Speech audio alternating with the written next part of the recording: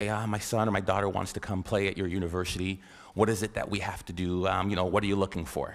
And being the Socratic professor that I am, well, what does your son or daughter do? What do they do really well that we'd be interested in? And typically their answers are, well, they've got great vision. They're really good. They can see the entire field. Or my daughter is the fastest player. There's nobody that can beat her. Or my son's got a great left foot, or really, really great in the air and can head every ball. I'm like, yeah, not bad. But to be quite honest with you, those are the last things I'm looking for. The most important thing, self-confidence. Without that skill, and I use the word skill intentionally, without that skill, we are useless as a soccer player. Because when you lose sight or belief in yourself, we're done for. I use the definition of self-confidence to be the ability or the belief to believe in yourself to accomplish any task, no matter the odds, no matter the difficulty, no matter the adversity. The belief that you can accomplish it. Self-confidence. Some of you are saying, great, I don't have it, I'm so shy, I'll never do good. And you start to drag all the way down here. But I use the word skill because I believe it can be trained. And I'll show you a couple of ways in which we do. Hopefully I won't run out of time. I don't use any slides because my speech always goes here, here, or here. So we'll see which way we get to. The easiest way to build self-confidence. There's no magic button. I can't say, hey, this plane is going down. Who can fly it? Put your hand up. I can. I'm confident. Repetition, repetition, repetition. Right? What does Malcolm Gladwell call it? The 10,000 hour rule? There's no magic button. I recruited a goalie from Colombia, South America one year. Big, tall, 6'3" man. He had hands like stone. I thought he was like Flipper. Every time I throw him the ball, down onto the ground. I was like, oh my God, we're in trouble. Simple solution. Get to the wall, kick a ball against the wall and catch it. Kick the ball against the wall and catch it. His goal was 350 a day for 8 months. He came back, his hands were calloused, the moisture on his hands were literally gone. He is now playing in Europe. Magic? No. Repetition, repetition, repetition. The problem is we expect to be self-confident, but we can't be unless the skill or the task we're doing is not novel, is not new to us.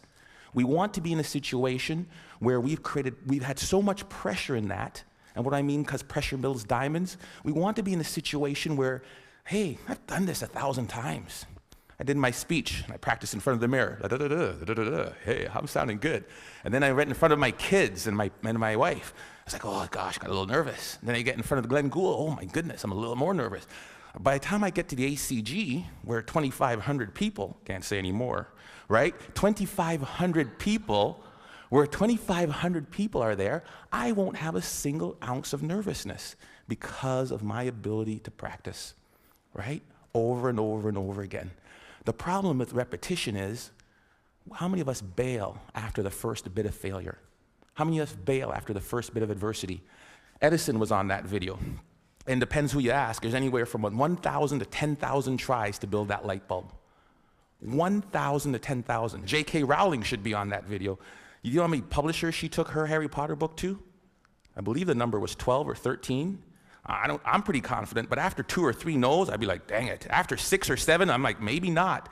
Definitely after 9 or 10, I'd be looking to be a soccer coach or something else beside an author. Right? I mean, 12 times somebody said no. But practice, practice, practice, and do not accept failure. Maybe it shouldn't be repetition. Maybe the answer should be persistence. Because we all repeat something, but very few of us really will persist. So that's one way to build self-confidence. Get out there. Do what you want to do and do not accept no. The other one is self-talk. We all have a self-talk tape that plays in our head. Anybody go shopping and put on a pair of pants this week?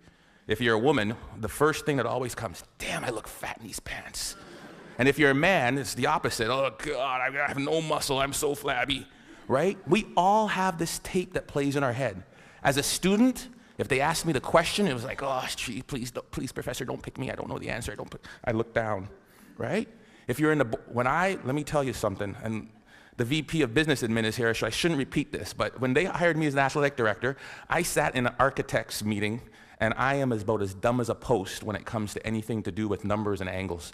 And they're like, the fundibulator valve of the architectural, what do you think, Dr. Joseph? Let me look into that for you and get back to you.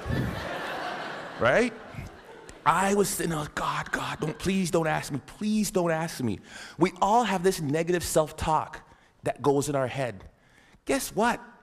There's enough people that are telling us we can't do it, that we're not good enough. Why do we want to tell ourselves that? We know for a fact that thoughts influence actions. We saw it there with the video Dr. Levy showed, right? We know that our thoughts influence actions. Why do we want to say that negative self-talk to ourselves? We need to get our own self-affirmations. Muhammad Ali, what was his self-affirmation? I am the greatest. Who else is going to tell you? There need to be quiet moments in your bedroom, quiet moments when you're brushing your teeth, that we need to reaffirm, I am the captain of my ship and the master of my fate. That is my affirmation.